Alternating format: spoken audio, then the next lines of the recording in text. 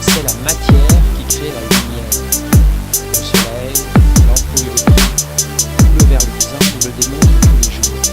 Mais que se passe-t-il à l'échelle élémentaire? C'est à la fin du XIXe siècle que deux physiciens, Alfred Marie et Edward Fritz et Michel Feynman, démontrent qu'une particule chargée émet de la lumière lorsqu'elle est accélérée. Le phénomène concerne bien sûr le proton en lésion, mais le candidat idéal est incontestablement l'électron.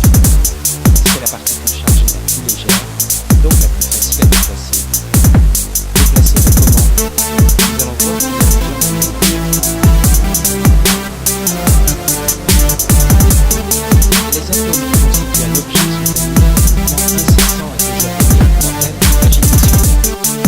Au cours des chocs, ils subissent des accélérations diverses, et les électrons qu'ils contiennent émettent en permanence de la lumière.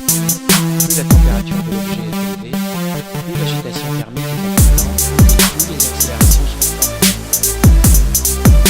Le corps humain émet exclusivement dans la lumière. Le filament de tungstène d'une ampoule à incandescence produit de la lumière dans la proche température. Le soleil a son maximum d'émission dans le monde. Cette lumière existe dans l'objet comme seul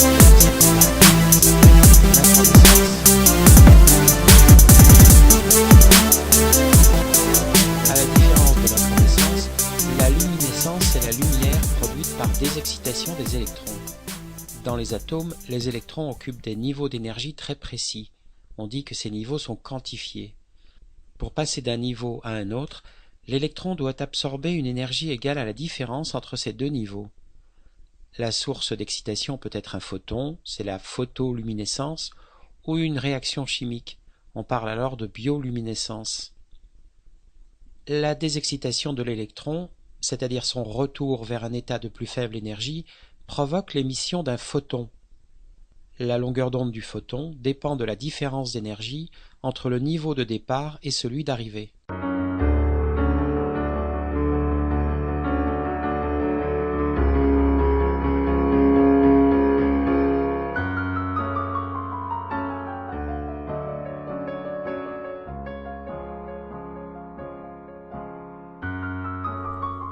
Quand les électrons sont libres, c'est-à-dire qu'ils n'appartiennent pas à des atomes, ils peuvent être accélérés en tournant, sous l'action conjuguée de champs électriques et magnétiques.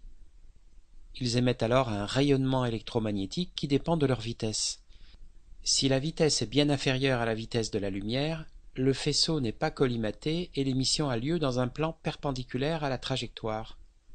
Si elle est proche de celle de la lumière, l'émission est dirigée vers l'avant, tangentiellement à la trajectoire, dans un cône de très faible ouverture. C'est le rayonnement synchrotron. À Soleil, les électrons sont relativistes. Ils tournent à 99% de la vitesse de la lumière, avec une énergie de 2750 MeV. Le rayonnement synchrotron est canalisé vers des sorties, les lignes de lumière. Il offre un spectre continu qui va de l'infrarouge aux rayons X.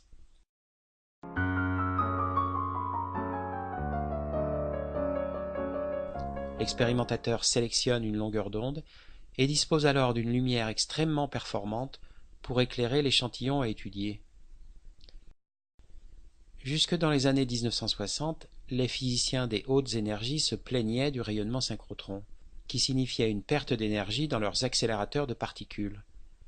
Il a fallu quelques scientifiques, dont Yvette Cauchois en France, pour imaginer comment tirer profit de ce rayonnement et en faire un outil indispensable pour sonder la matière.